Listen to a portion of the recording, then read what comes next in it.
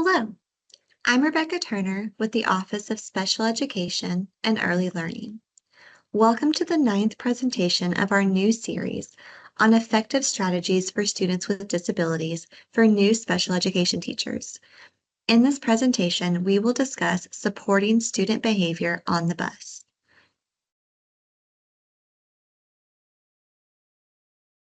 Throughout this series, we've reviewed a variety of supports that may be helpful to implement in the classroom setting for a student to be successful. These same supports may also be necessary to implement on the bus as a student travels to and from school or on field trips. Students may also demonstrate behaviors on the bus that are not seen in the classroom. These behaviors may occur due to an overstimulating environment or the need for increased or decreased sensory input, to gain social attention from peers or adults, due to a high need for level of structure that a classroom provides, or due to deficits in social emotional processes, such as self-awareness, social awareness, relationship skills, or self-management. During this presentation, we'll discuss possible strategies to address these 4 needs, as well as guidance for making decisions about if special transportation may be a necessary support to add to an IEP. For younger students that have sensory supports listed on their IEP as part of supplementary aids and services, adding these supports while riding the bus can be beneficial. After consulting with an occupational therapist, you may consider adding a bin of appropriate sensory strategies that the student has been pre-taught to use and has demonstrated appropriate use of in the school setting. These supports may include items such as noise-canceling headphones to reduce input in a sensory stimulating bus environment, use of a weighted lap pad or weighted animal, providing a tactile fidget board or small box of fidgets that are used only on the bus. As a proactive strategy, students seeking sensory input while riding the bus may benefit from movement opportunities or structured heavy work opportunities prior to bus rides. For older students that have sensory supports listed on their IEP, you may consider offering the student the option of listening to music on the bus through headphones, activities such as mazes, word searches, crossword puzzles, or drawing, a portable collection of fidget tools, and the opportunities to role-play social scenarios that may occur on the bus. Older students may also benefit from age-appropriate sensory supports, such as a heavy sweatshirt, a frozen or cold water bottle to take on the bus, or textured keychains or zipper pulls on their backpacks. Some students who benefit from a high level of structure in the school setting may find the bus to be an overwhelming setting. To target this, special education teachers may design strategies to provide some similar structures during bus rides. These supports may include visual checklists that students or bus aides can assist with by checking off the number of stops until school or the number of stops until home. A bus behavior contract with matching visual supports for bus expectations, a bag of activities or tasks that are easy to complete while riding, such as laminated or Velcro activities, magnet drawing boards or a notebook with stickers, or a token board that reinforces positive behavior on the bus with reinforcers held by the bus staff. While riding the bus offers opportunities for peer interactions, some students may benefit from adding an additional layer of structure to meet a social need of more frequent, positive, or one-to-one interactions.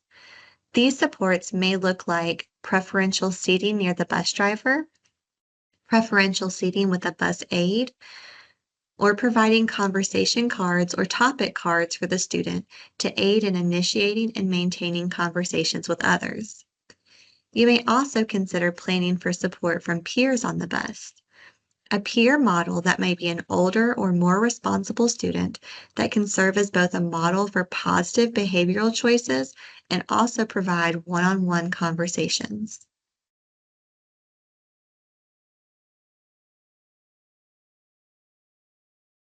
As we've discussed in previous modules, providing instruction to support social skill processes surrounding interfering behaviors is crucial.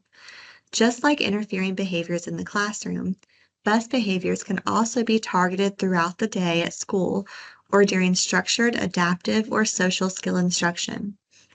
Instructional supports may include explicit instruction on bus behavior, including instruction on appropriate volume level, direct instruction on how to use and respond to any visual prompts, instruction on how to interact with familiar and unfamiliar peers on the bus, maintaining appropriate physical space and boundaries, and instruction on what a typical bus ride may be like.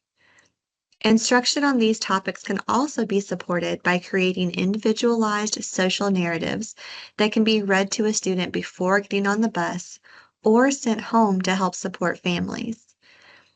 Instruction can also be supported through adult modeling of appropriate bus behavior and repeated practice, both in the classroom with a mock bus setup or by arranging for additional practice on a bus prior to dismissal.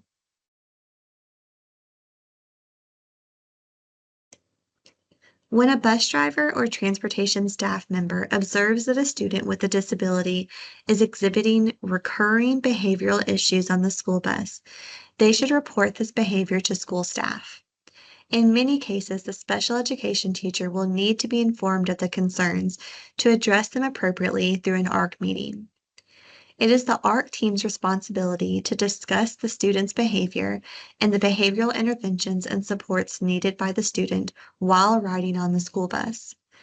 The student's IEP should be updated in this area as needed. Even if a student's IEP does not specify that a student is to receive special transportation, school transportation personnel may still be responsible for providing behavioral supports and strategies on the school bus if these are written into the student's IEP or BIP. School transportation staff and special education staff are responsible for ensuring that the IEP and BIP are fulfilled on the school bus.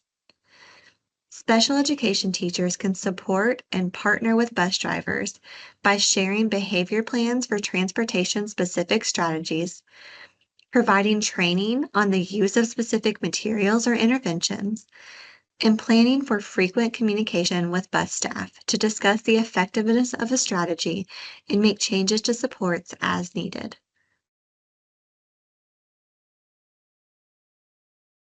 If a student demonstrating behaviors on the bus does not have special transportation designated as a related service on the student's IEP, the ARC team should consider if such a service is necessary.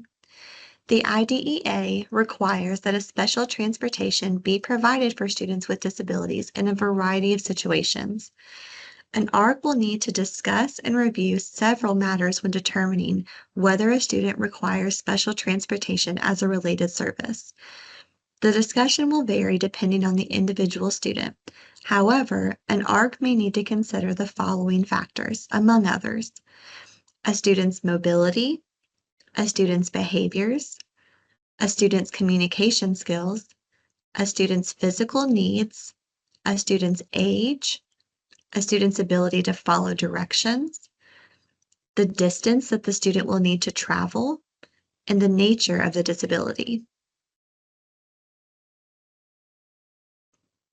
For additional information, please see the resources available here. For any questions, please contact me, Rebecca Turner.